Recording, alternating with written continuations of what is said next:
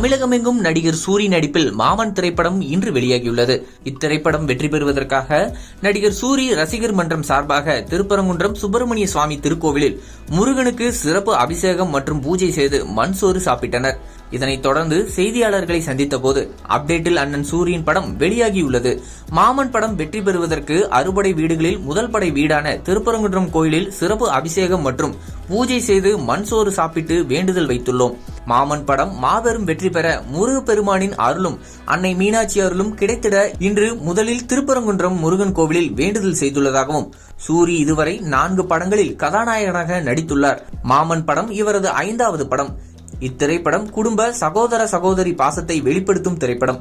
திரைப்படத்திற்கு அனைவரும் சென்று வெற்றி பெற செய்ய வேண்டும் என்றனர்.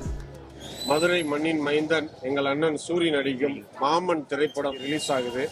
அதுக்காக முதல் படை வீடான திருப்பரங்குன்றம் முருகப்பெருமானுடைய வீட்டுக்கு வந்து நாங்கள் அபிஷேகம் பண்ணி அர்ச்சனை பண்ணி நாங்கள் மண் சாதம் சாப்பிட்டு எங்களுடைய வேண்டுதலை வச்சுருக்கோம். மாமன் படம் மாபெரும் வெற்றி பெற முருகப்பெருமானுடைய அருளும் ஆத்தா மீனாட்சியோட அருளும் கிடைக்கணும்னு வேண்டி நாங்கள் இன்னைக்கு இந்த நிகழ்ச்சியை செஞ்சுருக்கோம்.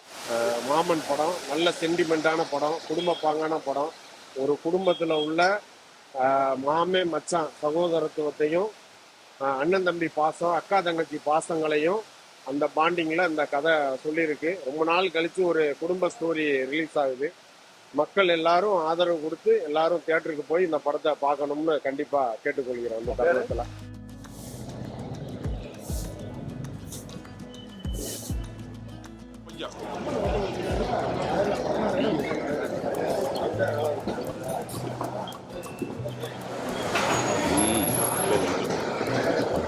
அப்படியா